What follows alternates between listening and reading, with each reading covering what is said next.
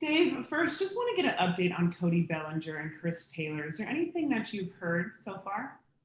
What I've heard is CT got an X-ray on the left elbow, and it was negative. Certainly some soreness and some swelling. I just put him in the day-to-day category. Cody got cleated when he legged up that single. So he got cleated on the back lower part of his calf, but it's just more sore. It's not an ankle thing. So he made a comment that the ice that he was getting hurts worse than the cleat marks. But so he's kind of with CT the day-to-day, and we'll know more tomorrow morning. Well, I'm glad to hear both of them are okay. Yeah. And what about Dustin May and his performance this evening? It was fun to watch. It really was. I think that Dustin is. I think we've talked about it. There's a lot of low-hanging fruit, a lot of opportunity to get him to be even better. I thought this, in spring training, he really worked on the breaking ball, striking it, shortening it. But today, it was just really the fastball and hard. It was the fastball up, the cut fastball, and the two-seamer, and he just really commanded the top part of the zone tonight. Got left and right out, was efficient, and to see him get through 6 innings was really good to see. And now the offense was hot. We saw home runs from Will Smith and from Justin Turner, but for Zach McKinstry in specific, throughout these few games, what can you say about his consistency? He's a pro. He's a guy that has a great story. He's a grinder. He's a baseball player, and he's getting an opportunity. He earned this opportunity to make this club, and he's taking advantage of it. I feel comfortable moving him anywhere on the diamond, and when he's getting those opportunities, it's good to see him come through. Thanks, Dave. Yep. Next question from Jorge Castillo. Go ahead. Dave, what was your message to Dustin there when you took him out? No, it was just more of, I felt that there was certainly a little bit more in there possibly, but that's kind of where his build was at. And, that game to kind of extend them where I'm still got to be mindful of, looking out into the season and making sure that we keep him strong and sharp all the way through is kind of forefront of mind as well for me, but I just congratulate him on a really good outing.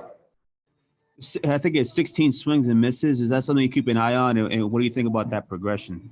Yeah. It's growth. It's progress, and I think he's really starting to understand what his potential mix could be, and maybe should be to get major league hitters out to get those swing and misses. And he's a guy that pitches at the bottom of the zone, but for him to have the ability to pitch at the top if he needs to is really important.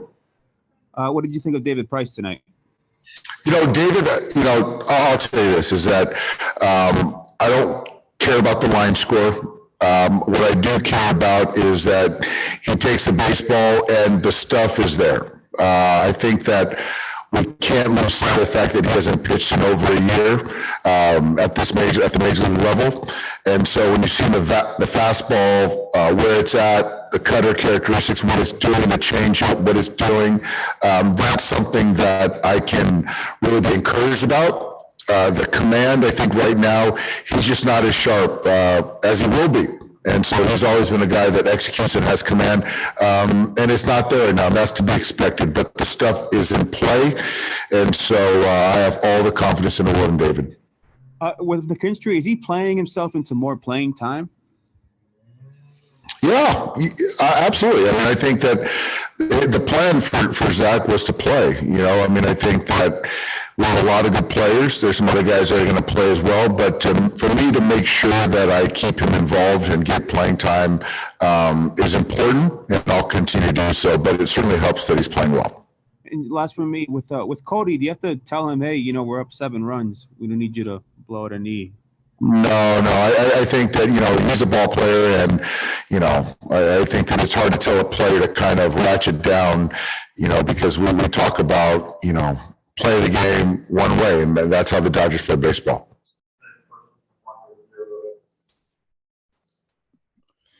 Hey Dave, how encouraging have the last 2 days been with your two young starters kind of doing what they've done? It's great. It's great, and I'm really proud of those guys. The pitching coaches have done a great job with those guys. The guys in the player performance have done a great job, and those two individuals themselves have really done a great job themselves, obviously. So it just speaks to, the guys that have been tried and true, and also the guys that are younger by age, but just so talented. So it just speaks to how good we are as a ball club. And then with Taylor, did the elbow tighten up on him? He stayed in the game initially, but then He's as tough as they come. So it was a contusion, ball hit on the elbow, and arm went numb, and he wanted to hang in there, but it just didn't kind of come back. And so I wanted to get him out there and get some treatment on it. Thanks, Dave. Any questions from Mike DiGiovanna? Go ahead.